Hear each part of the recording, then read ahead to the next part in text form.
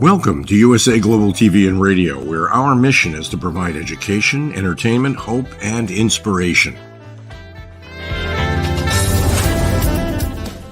USA Global TV and Radio connects you with experts and audiences all around the world every single day to help you succeed in business and to live a richer life. Visit us at usaglobaltv.com to learn about career and life-changing training and mentoring programs like the Listening Mentor. Subscribe to our newsletter to stay informed about our special programs and offers. Discover how you can become a guest on one of our shows or a host or producer of a USA Global TV and Radio show of your very own. That's USA Global TV and Radio, where the doctor is always in.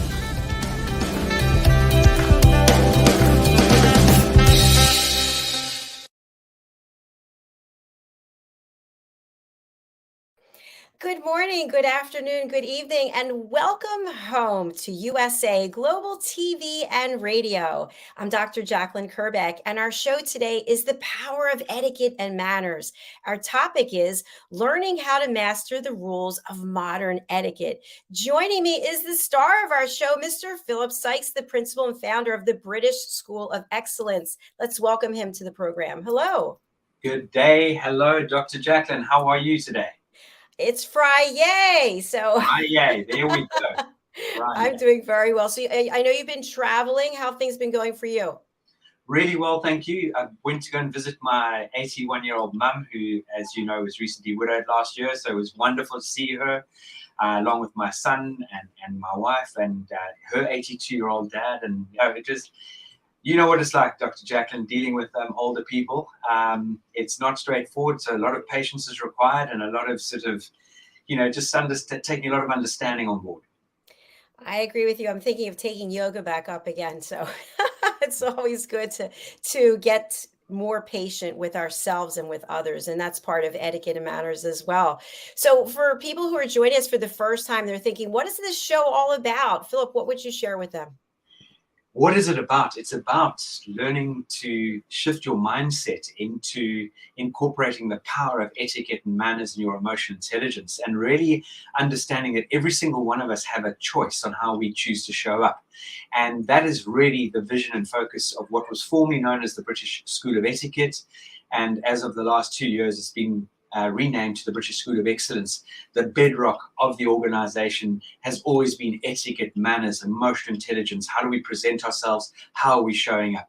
And if people out there think etiquette and manners is for posh people, you couldn't be further from the truth, because etiquette and manners is for everybody out there. And it's never just been for posh people, that's for sure. Everything is about how do we engage with one another, how do we respect one another, how do we take care of one another, how do we help one another, are we being kind, are we making an effort to make a difference in this world? Absolutely. Thank you so much. And I'd love for us to just speak a little bit more about what we were talking about initially. Sometimes we get triggered by other people and we lose our cool. And of course, we're not acting in a heart-centric way, maybe for a few seconds, a few minutes, a few hours. What recommendations do you have for all of us about how we can recover when we kind of get triggered by someone?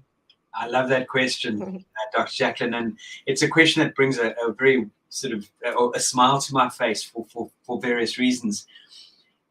And whether we like it or not, the brain, as in our beautiful minds, and our tongue do not work well together. We often think something, boom, and you spit it out, and you go afterwards, oh, I shouldn't have said that, or I'm sorry, or hopefully we can learn to say sorry, but it often happens. And this is where one of the things that we've really focused on, and I mentioned earlier on in the introduction, is that etiquette, manners, and emotional intelligence, they very much fall into the same sphere. And this is something that no matter what age we are, we can incorporate what we have always utilized as a 6-second rule. Forget counting to 10, maybe as our parents said, count to 10 and take a breather.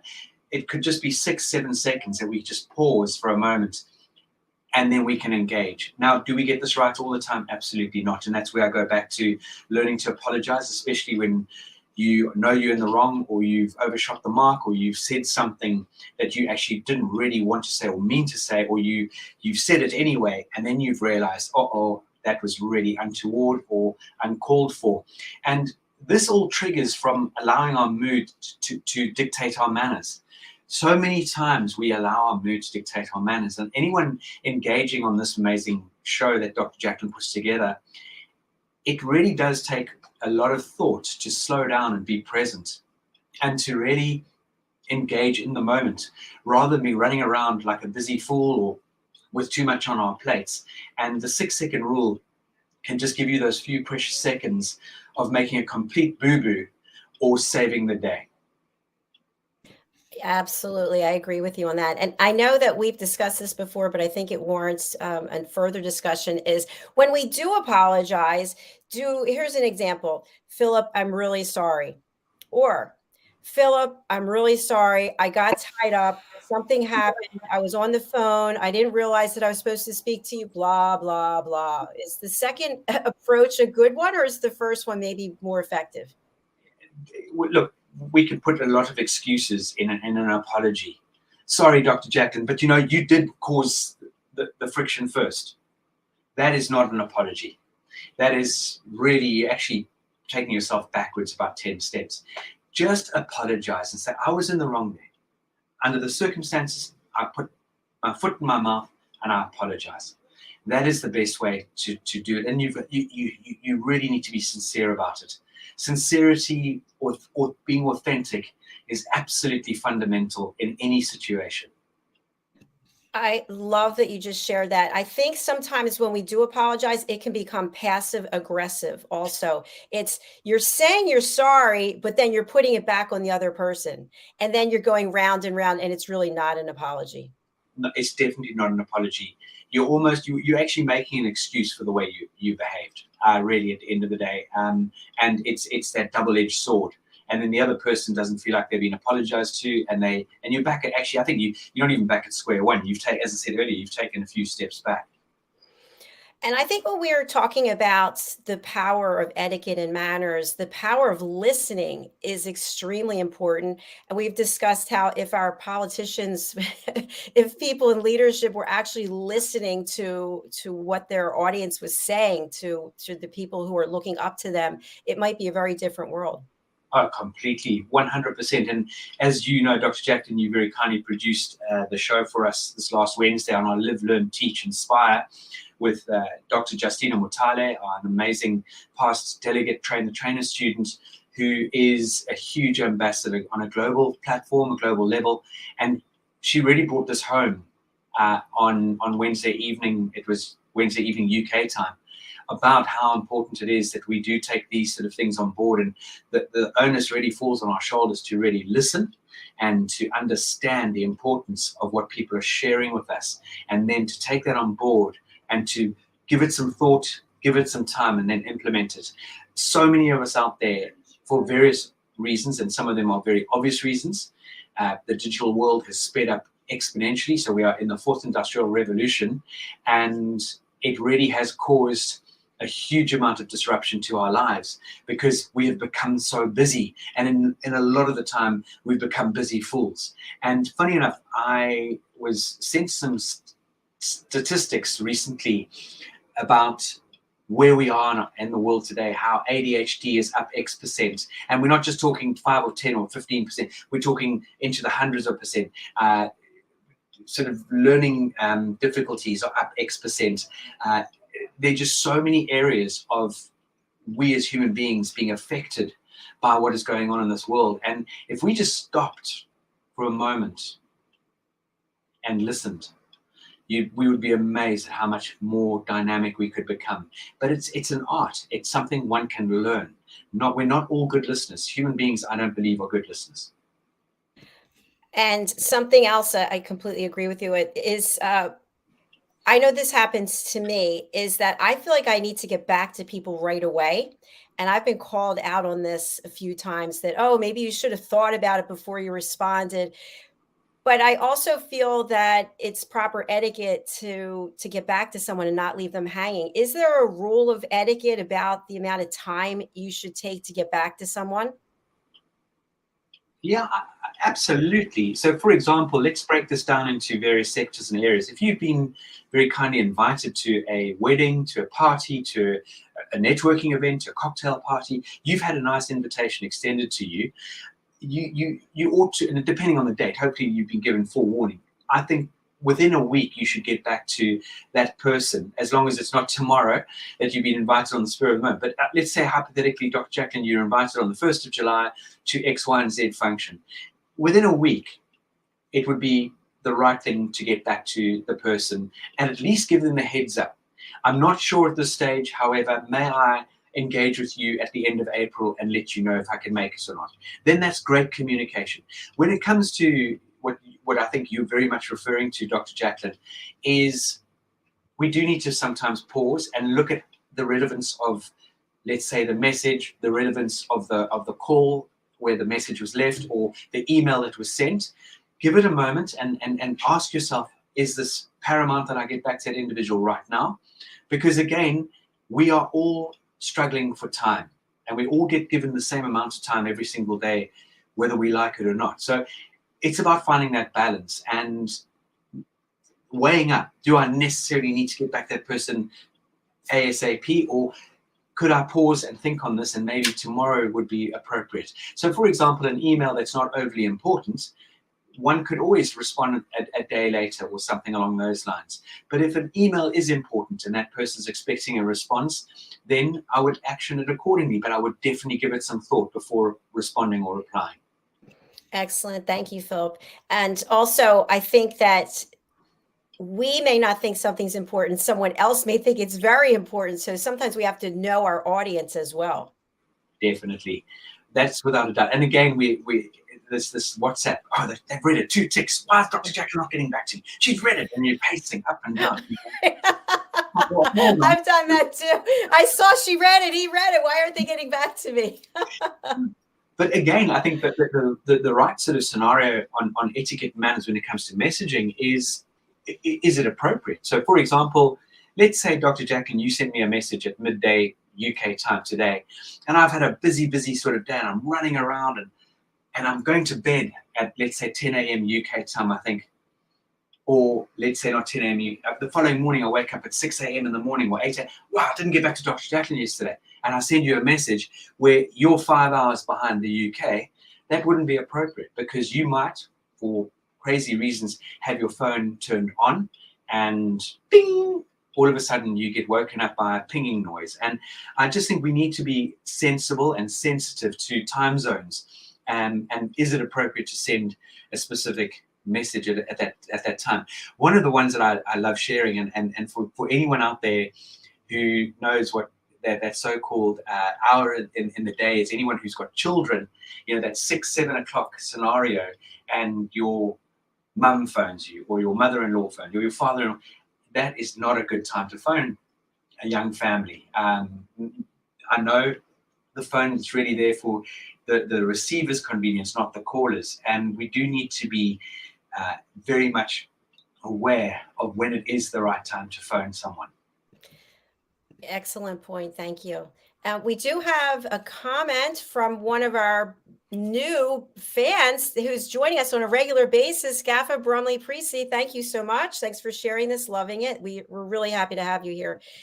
And we also have our guest backstage. I see Loretta Robinson Thomas is with us. Philip, would you like to share how you know Loretta, and we'll bring her out? This is one very dynamic woman, all the way from the beautiful island of the Bahamas, Nassau, a very dynamic individual who is not only an academic, not only does she direct so many different businesses, she has a passion for engaging with people. She has a passion for giving people the tools to be more confident.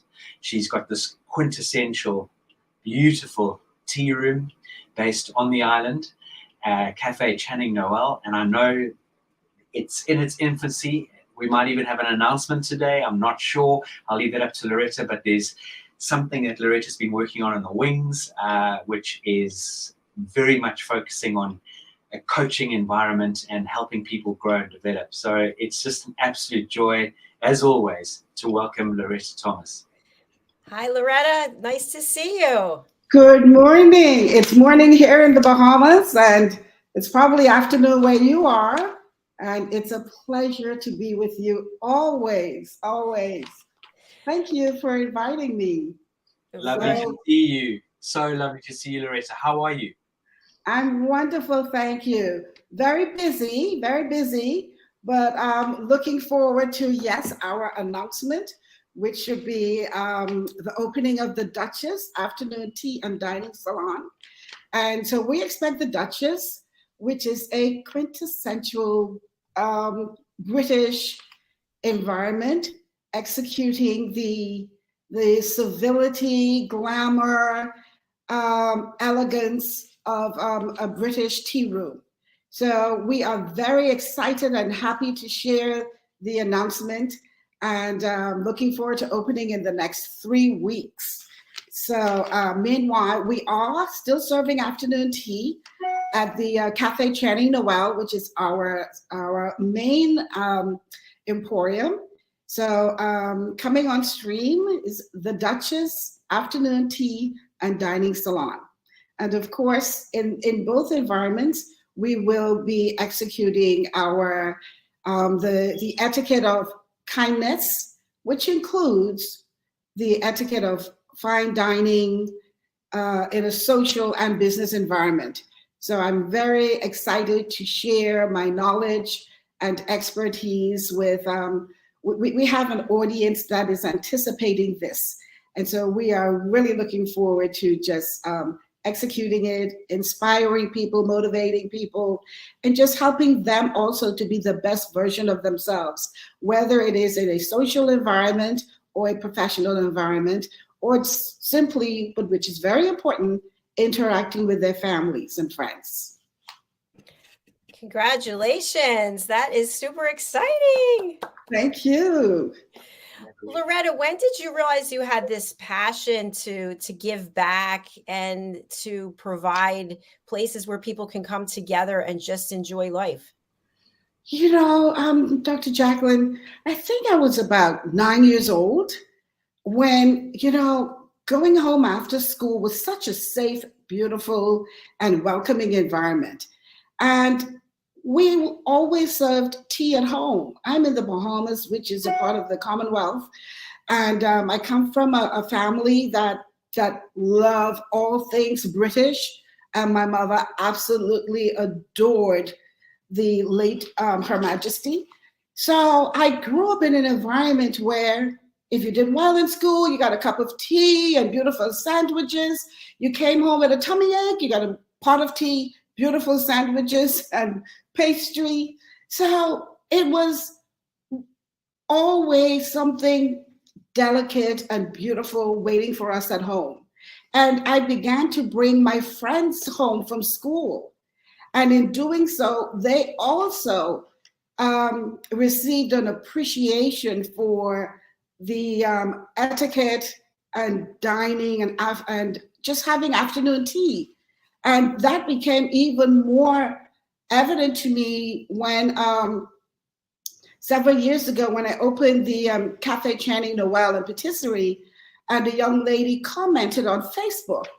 And she said, I came home with you after school one day. We were 9 years old, and I'll never forget having tea at your home in beautiful china, and your mother made the most beautiful sandwiches, cookies, and cakes.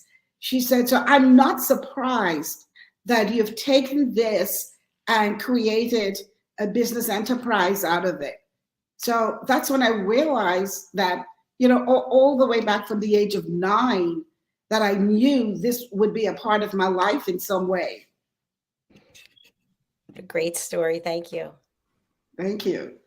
Just lovely. Just the fact that everyone must understand how important vision is and how important influence is. And that is really what this is about. Let's take this back to grassroots, because everything should really fall on, again, our parents guiding us and steering us. But we've lost that in many families in many countries. We've lost this because people have become so busy that the children are being brought up by an amazing nanny or someone, or that we expect schools to help raise our children. And really, at the end of the day, at 9 years old, understanding that importance of just having tea together as a family, the fact that someone remembered that and being such a fond memory. And this is what I love to call is the education around the family boardroom table, whether it is around the afternoon tea scenario, or whether it's a lunch or a dinner or a breakfast. And the power of sitting around a table together as friends, or even better, as a family, and friends can be part of our family, which a lot of them are because they're close friends. Those are the quintessential fundamental moments, and such a joy to be able to dine out on it. Excuse the pun. Yes. Yeah. Yeah, Loretta, I also think it's phenomenal celebrating women and women in business. Tell us about your journey as an entrepreneur. Wow. I am always excited and passionate to share my journey and also to inspire and encourage women, particularly women and young girls. Very often, or let's say in the past, and it's becoming more often now, where women are in the forefront of a number of businesses, and we are also encouraging and inspiring our young daughters to not only just enter a room, not only just pull up a chair, but pull up a chair at the table. And like, I have 2 young daughters, and I encourage them, if there is no chair at the table, you know the saying, build your own or bring your own. And they too are stepping forward in their own right. Now, being in an environment where we get a lot of women come into my establishment because it's beautiful, it's comfortable, and it's a place that makes you feel inspired. And women always ask me the question, how did you come up with this idea? How did you know that it would work? What just inspired you? And how did you move forward? And I'm always happy to say to them, it burns inside of you. It is something that's in you, and you know it's there. It's just bursting to come out, and you just need to hone in on it, focus on it. It's going to be the motivation. It's going to be the inspiration. Put in the work, do your research. It's going to continue to inspire you. The more you read upon it, the more you research it, the more you think about it, you're going to dream it, you're going to think of it, you're going to live it. And it's inevitable that it is going to be, with your nurturing, it's going to come forth. And surround yourself with like-minded people who are going to support you. Beware of the naysayers. Their role is to discourage you, but they too have their place. And their place is to help inspire you to success. And so I'm always happy when women ask me the questions, and when they sit and they listen, and they write to me, and they come back again and again, and they say, I'm doing this, and I need a little more help, or I need a little more inspiration or confidence. And I'm happy to steer them in the right direction. There's room for all of us. And I'd like to tell you a little story. During the pandemic, a couple came into my cafe, which was only takeout at the time, but they would stand at the door, stand outside, and we would always have conversations as to how this business came about. So therefore, we never closed during the pandemic. We were able to do that outdoor seating, outdoor dining, and takeout. And the lady, she was laid off from her work, or furloughed from her job. Her husband also lost his job, and he was the pastor of a church in the inner city, which most people would refer to as a not so pleasant environment. But he was the pastor of that church, and together they decided, we are going to serve coffee and tea and make tuna sandwiches and help to build our congregation, as well as gather funds to expand the church. And I listened to them day after day as they came and purchased coffee. And one day I said to her, well, it's okay for me to say it right now, but one day I said to her, I would like to help you build a cafe for your church, but you cannot share this with anyone. I'm going to give you all the tools, the knowledge, the manual, and I'm going to gift you a $20,000 espresso machine, but you also cannot share that with anyone. So they eventually opened this little cafe. And for months, she would be interviewed on television talking about having the first little cafe in the inner city. And she said, I am so itching to tell you how we got started, but if I tell you the lady who got us started is going to be upset. And after about 5 television interviews, she said, I just can't help it. I have to tell you. It's Cafe Channing Noel that got us started. They gave us not only did they give us the manual, they walked us through it. They gave us the machines.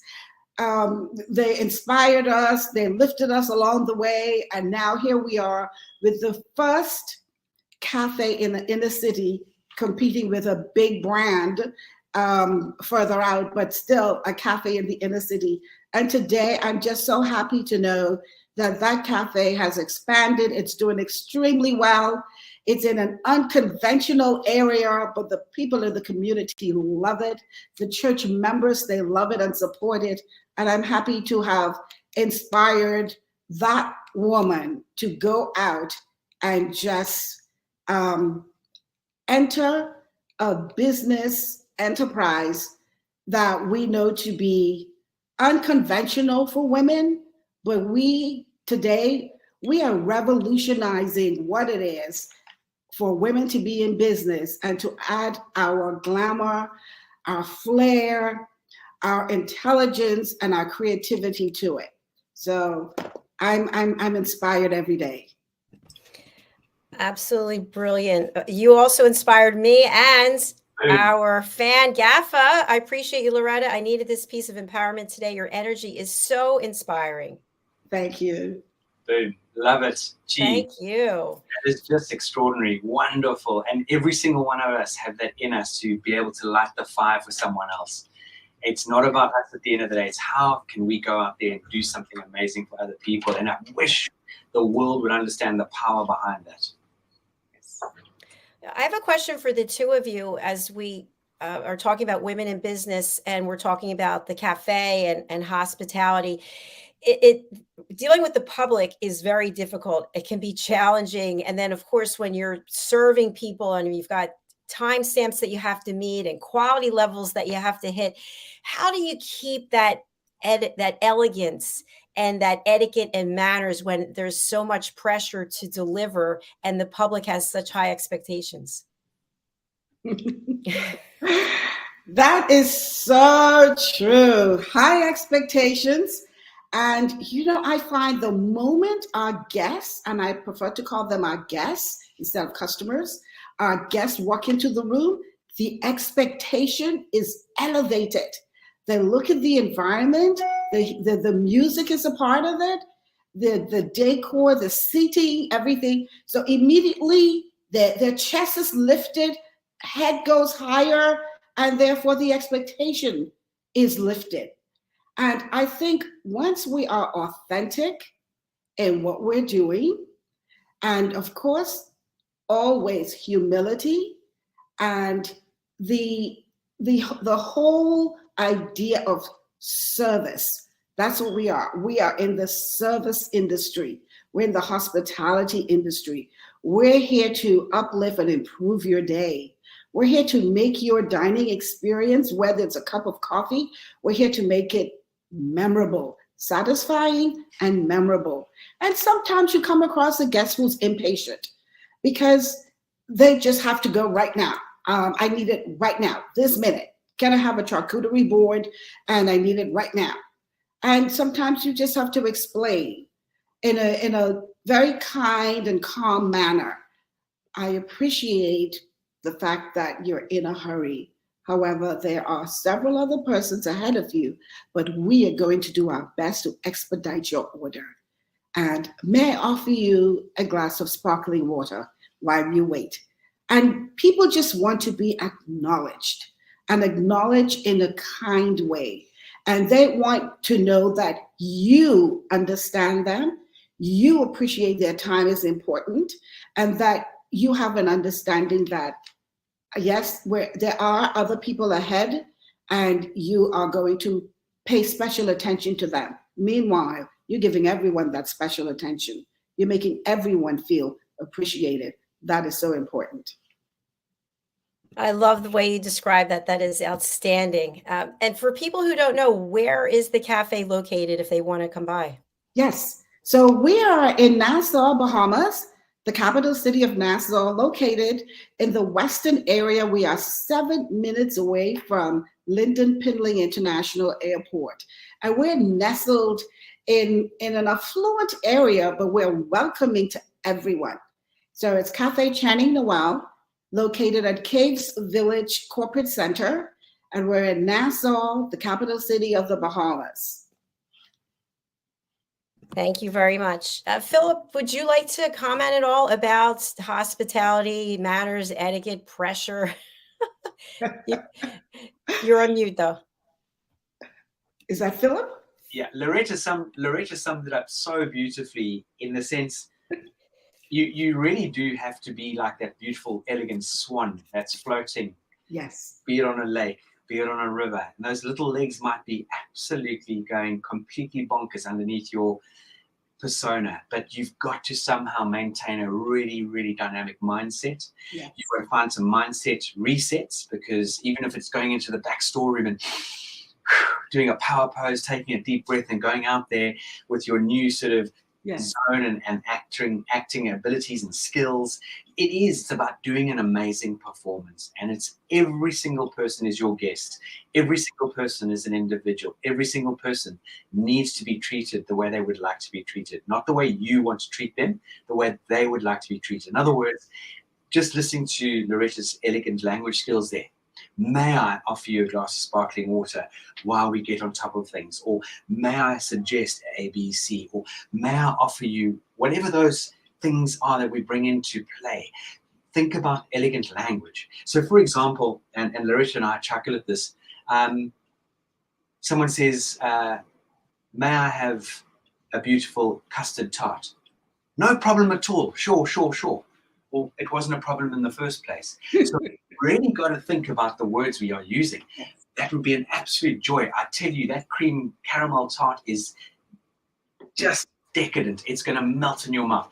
I'll get it right away for you and move toward and have action. So everything in any industry, it's not just in beautiful Cafe Channing Noel or any of these gorgeous eateries or coffee shops or restaurants or hotels. It's in every business. We've really got to think about the elegance and how we serve and how we really engage and how do we make people feel.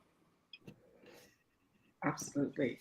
Absolutely. Something I'd just like to add to that, I worked in retail for a number of years on the side, and I also would like to encourage the people who are our guests, whom we are serving, to treat the other party with respect also. I think that is so important, because when you are serving the public, typically you're on your feet, which is challenging enough. You're running around, you're smiling, you're being as pleasant and optimistic as you can from one guest to another.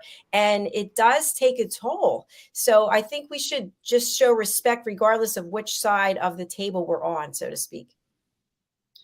Absolutely correct. Absolutely correct. Yes. I agree with you. Because you will come across that guest who is not going to be, what you would say, equipped with the knowledge or skill of being a guest. And sometimes they are abrupt, and sometimes they are what we would call rude. And we just have to temper that for them.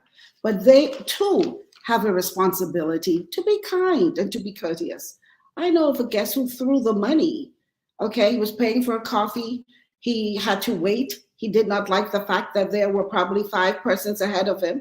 So after his coffee was served to him, and it was a takeout order, he took the money and he threw it at the cashier. I mean, that was just so inappropriate, rude, and there's absolutely no excuse for that. So yes, your guests also have a responsibility to be courteous and to be kind and to remember they're not the only guests.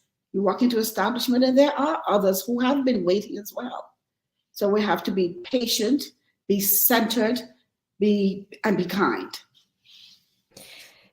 Thank you so much for sharing that, Loretta. And as a follow-up to that, when we think about service, okay, whether it's here on a television platform, in a school, in a cafe, everything doesn't go right all the time. Sometimes things go awry, they're out of our control.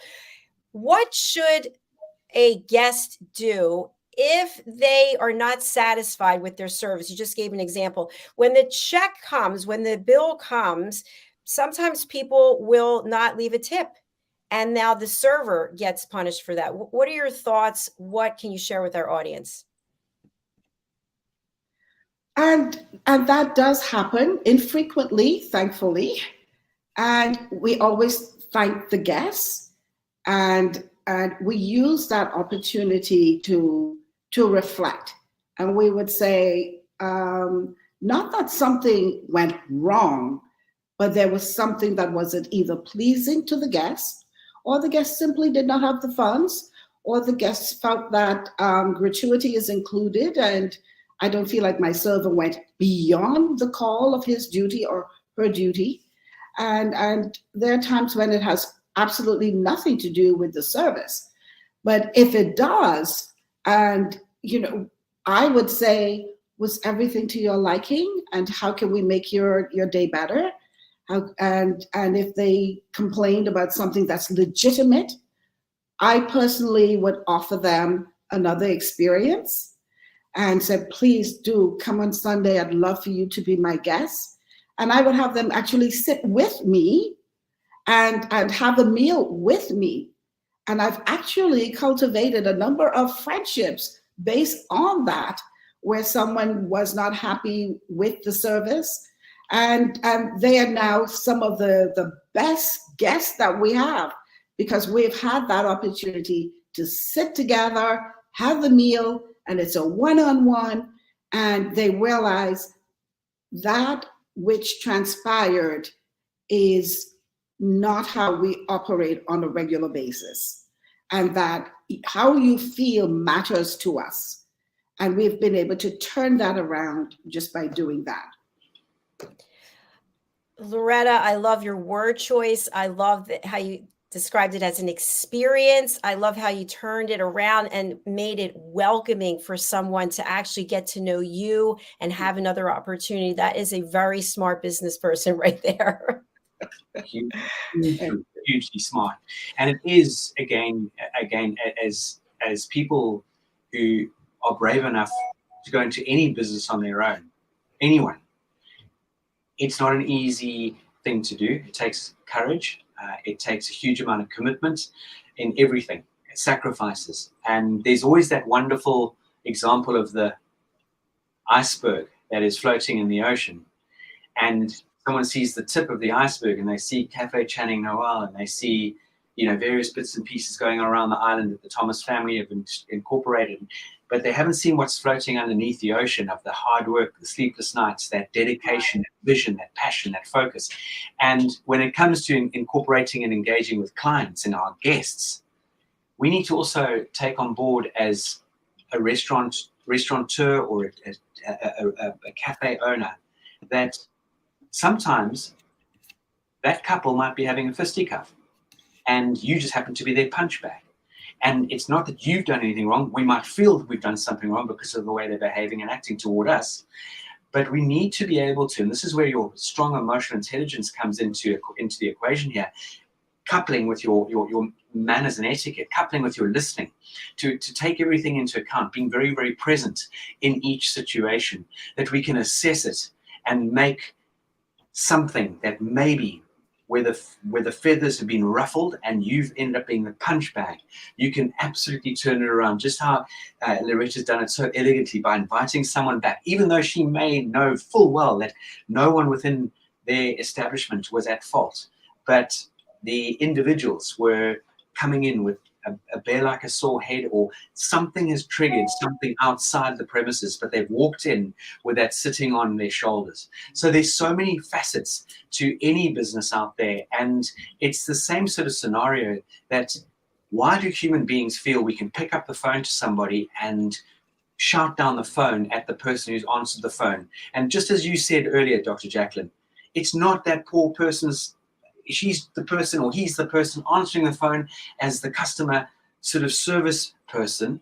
They're there to listen, to take messages, to give, but all of a sudden they're being used as being smashed on the head.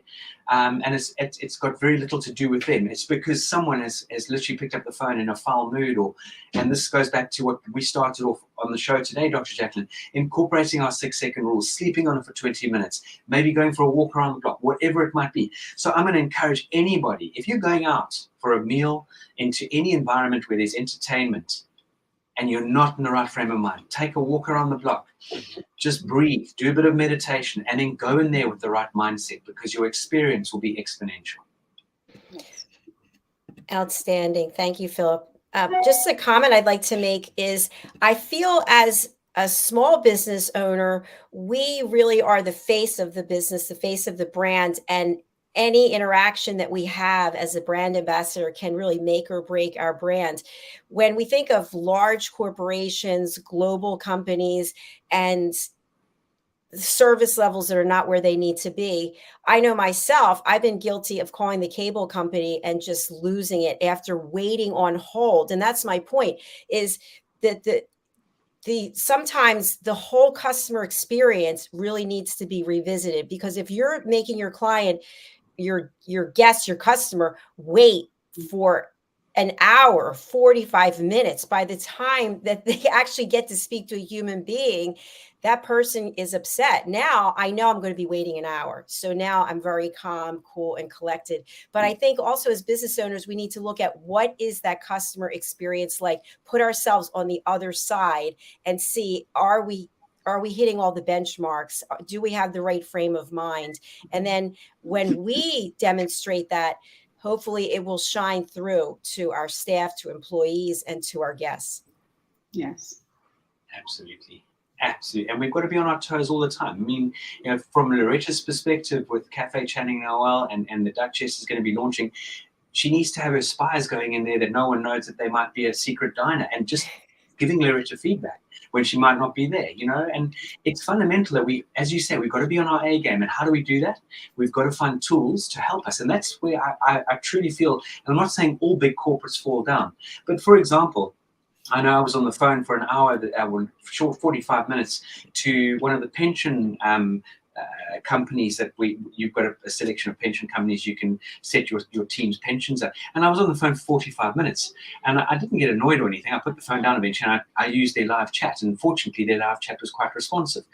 But at the end of the day, it's these big organizations that really need to step up to the mark, because what we tend to find with these big organizations, they're dining out on the fact that they've got the monopoly, the fact that they've got the customer base, and if we lose a few, who cares sort of scenario. And this goes back to what we were talking about on Wednesday about running countries. Running a business, running a country, they're not, they're obviously different moving parts, but at the end of the day, it's about people. And fascinating. I had a conversation with an interesting, very close friend of ours a few days ago. And if you think about those people who head up the UN and who head up all these big conglomerates that so-called rule the world, who voted for them? Who voted for them? We didn't, as the public, vote for them. And this is something that I think as human beings we need to understand. It's taking this a step further, that we are being taken for granted as human beings. And I think a lot of us end up being puppets on the end of a string because they're these powerful people, so-called taking charge, but no one's actually elected them. And that's quite a frightening thing to take on board. Yes, thank you so much, Philip. Loretta, would you like to comment on that? And then we'll close out. But yes, small companies, it's a lot more challenging for small companies. And I say, when you have brands like the most popular coffee brand probably in the world, and when you have brands like those brands, you do not see the face of the owner or the founder or the board of directors, you do not see those faces. The faces you see are the everyday people who are serving your beverage. Same as in Cafe, but in Cafe Channing Noel, you see me. I am authentically my brand. When I walk in, people know who I am. And if they do not, they look around and inevitably they're going to meet me, and they would say something to the effect that I knew you had to be the owner. The moment you walked in, the place just lit up. I just knew you had to be the owner.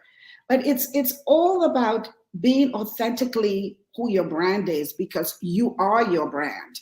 You represent your brand. Your brand is you.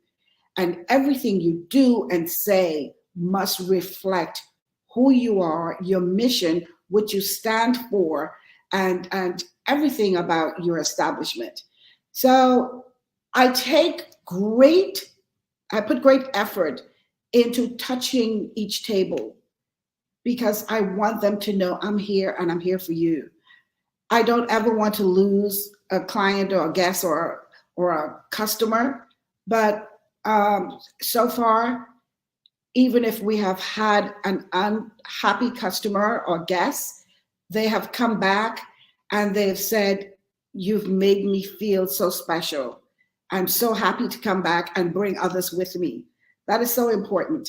Larger brands and larger companies, they're not concerned about losing 10 clients, because they know for every one they lose, they probably get 100 back. So smaller companies have a more challenging, I would say, they're in a more challenging service industry, because you do not want to lose a guest, and you certainly don't want your guests out there commenting on social media about a negative experience they have had. So therefore, it's so important that we address any unhappy or unpleasant situation. We address it immediately, and we want to prevent that from going out there and permeating social media or any media, or just sharing unpleasantness. So it's important for us to mitigate those circumstances. And for smaller establishments, it's extremely important that we just get on it right away, address it right away, and turn that situation around. And so far, we've been pretty successful with that.